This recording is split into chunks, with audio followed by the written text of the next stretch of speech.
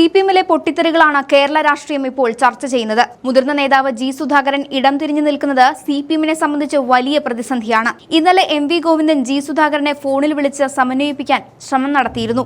MA. Baby അടക്കം G സുധാകരനെ കരുത്തുറ്റ നേതാവെന്നെല്ലാം വിശേഷിപ്പിക്കുകയും ചെയ്തു. സുധാകരനെ സിപിഎം പാർട്ടി അവഗണിച്ചില്ലെന്ന് കാണിക്കാനുള്ള കാട്ടിക്കൂട്ടലുകളായി ഏതൊരാളും ഈ പ്രതികരണങ്ങളെ കാണുകയുള്ളൂ. സിപിഎമ്മിലെ ജൂനിയർ നേതാക്കൾ പോലും പരസ്യമായി അധിക്ഷേപിച്ചുവെന്ന വിവരം ഇപ്പോൾ പുറത്തുവരുന്നുണ്ട്.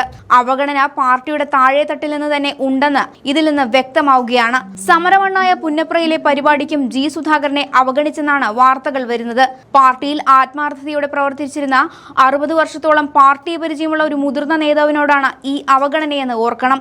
ജില്ലാ കമ്മിറ്റിയിൽ പ്രത്യേക ക്ഷണിതാവായെങ്കിലും യോഗങ്ങളിലേക്ക് സുധാകരനെ വിളിച്ചിരുന്നില്ല. ജി സുധാകരൻ സ്വതന്ത്രനായി മത്സരിച്ചാൽ ആലപ്പുഴയെ സംബന്ധിച്ച് സിപിഎമ്മിന് വൻ തിരിച്ചടിയായിരിക്കും ഉണ്ടാവുക. നേതൃത്വത്തിന്റെ അവഗണനയിൽ പ്രതിഷേധിച്ച് പാർട്ടി അംഗത്വം മുൻമന്ത്രി ജി സുധാകരൻ പുതുക്കിയിരുന്നില്ല. ഇത് വലിയ വാർത്തയാവുകയും ചെയ്തു. ഇപ്പോൾ അമ്പലപ്പുഴ മണ്ഡലത്തിൽ സ്വതന്ത്ര സ്ഥാനാർത്ഥിയായി സുധാകരൻ മത്സരിക്കുമെന്നാണ് ഇപ്പോൾ പുറത്തുവരുന്ന വിവരങ്ങൾ. പാർട്ടി നിലപാടുകൾക്ക് വഴങ്ങില്ലെന്ന കർക്കശമായ തീരുമാനത്തിലാണ് അദ്ദേഹം. തന്റെ രാഷ്ട്രീയ ഭാവി സംബന്ധിച്ച അന്തിമ തീരുമാനം അടുത്ത 2 ദിവസത്തിനുള്ളിൽ പരസ്യമായി പ്രഖ്യാപിക്കുമെന്ന് സുധാകരന്റെ അടുത്ത വൃത്തങ്ങൾ സൂചിപ്പിക്കുന്നുണ്ട്. സിപിഎമ്മിനെതിരെ പോർമുഖം തുറക്കുകയാണ് സുധാകരനെന്ന് ഉറപ്പാവുകയാണ്. പക്ഷേ പാർട്ടി വിരുദ്ധനാകില്ലെന്ന് ആവർത്തിക്കുമ്പോഴും വ്യക്തി എന്ന നിലയിൽ ജനവിധി തേടാനാണ് അദ്ദേഹം നീങ്ങുന്നത്. സുധാകരൻ മത്സരരംഗത്തിറങ്ങിയാൽ ആലപ്പുഴ ജില്ലയിലെ മുഴുവൻ മണ്ഡലങ്ങളിലും അത് ഇടതുമുന്നണിയുടെ വിജയസാധ്യതകളെ സാരമായി ബാധിക്കുമെന്ന ആശങ്കയിലാണ് സിപിഎം. അമ്പലപ്പുഴയിൽ മത്സരിക്കാനുള്ള താൽപര്യം സുധാകരൻ നേരത്തെ പ്രകടിപ്പിച്ചിരുന്നെങ്കിലും പാർട്ടി അത് മുഖവിലക്കെടുത്തില്ല.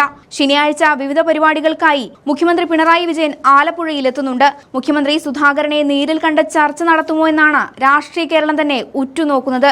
മൗനം ശക്തമാണ് എന്ന നിലപാടിലാണ് സുധാകരൻ ഇപ്പോഴുള്ളത്. അതേസമയം സുധാകരൻ ഫാക്ടർ UDFിനെ സംബന്ധിച്ച് മികച്ച അവസരമാണ്. അമ്പലപ്പുഴ മണ്ഡലത്തിൽ കോൺഗ്രസ് സ്ഥാനാർത്ഥിയെ നിശ്ചയിക്കാതെ മാറ്റിവച്ചിരിക്കുന്നത് സുധാകരന് പിന്തുണ നൽകുന്നതിന്റെ ഭാഗമാണെന്നാണ് സൂചന. P.K. ശശിയെ പാർട്ടി പുറത്താക്കിയതിനു പിന്നാലെ സുധാകരനും സമാനമായ രീതിയിൽ സിപിഎമ്മിന് വലിയ തലവേദനയായിരിക്കുകയാണ്. സുധാകരന്റെ മനംമാറ്റത്തിനായി പാർട്ടി ഇനിയും ശ്രമിക്കുമോ, അദ്ദേഹം രാഷ്ട്രീയ അട്ടിമറിക്ക് തുടക്കമിടുമോ എന്നാണ് ദിവസങ്ങൾക്കുള്ളിൽ അറിയാനാവുക. തന്നെ രാഷ്ട്രീയമായി തകർക്കാൻ ശ്രമിക്കുന്നവർക്കുള്ള മറുപടി തിരഞ്ഞെടുപ്പിൽ നൽകാനാണ് സുധാകരൻ ശ്രമിക്കുന്നത്. 2021 തിരഞ്ഞെടുപ്പിൽ അമ്പലപ്പുഴയിലെ വീഴ്ചയുടെ പേരിൽ സംസ്ഥാന കമ്മിറ്റി റിപ്പോർട്ടിൽ പേരെടുത്ത് കുറ്റപ്പെടുത്തിയ ഏക നേതാവ് സുധാകരനായിരുന്നു. H. സലാം MLA പരാതിയിൽ 22 കുറ്റങ്ങളാണ് അദ്ദേഹത്തിനെതിരെ ചുമത്തിയത്. സോഷ്യൽ മീഡിയയിലൂടെ പാർട്ടിയിലെ ജൂനിയർ നേതാക്കൾ പോലും അദ്ദേഹത്തെ പരസ്യമായി അധിക്ഷേപിച്ചതും സുധാകരനെ ചൊടിപ്പിച്ചിരുന്നു. പുന്നപ്ര വയലാർ വാർഷിക പരിപാടിയിൽ നിന്ന് ഒഴിവാക്കപ്പെട്ടതിനെ തുടർന്ന് അദ്ദേഹം ഏകനായി എത്തി പുഷ്പാർച്ചന നടത്തിയത് വലിയ ചർച്ചയായിരുന്നു. എം.എ. ബേബി ഉൾപ്പെടെയുള്ള മുതിർന്ന നേതാക്കൾ പരോക്ഷമായി തന്നെ പരിഹസിച്ചതും അദ്ദേഹം ഗൗരവത്തോടെയാണ് കാണുന്നത്. പാർട്ടിക്കുള്ളിൽ നിന്ന് തന്നെ അപമാനിക്കാനുള്ള ബോധപൂർവമായ ശ്രമം നടക്കുന്നുവെന്നാണ് സുധാകരന്റെ പക്ഷം പറയുന്നത്. സുധാകരൻ സ്വതന്ത്രനായി രംഗത്തിറങ്ങിയാൽ ഇടതുമുന്നണിയുടെ നിരവധി വോട്ടുകളാണ് നഷ്ടപ്പെടുക. സിപിഎമ്മിന്റെ മുഖം മറന്നുള്ള വെട്ടിനിർത്തലിന് പിന്നാലെ എന്ത് ചെയ്യണമെന്നറിയാതെ അന്തിച്ചു നിൽക്കുകയാണ് സിപിഎം. അനുനയ നീക്കങ്ങൾ ആദ്യഘട്ടത്തിൽ പാളിയ സ്ഥിതിക്ക് 2 ദിവസത്തിനകമുള്ള ജി സുധാകരന്റെ പ്രഖ്യാപനങ്ങൾ സിപിഎമ്മിന് വലിയ നഷ്ടമുണ്ടായേക്കാമെന്നാണ് സൂചന.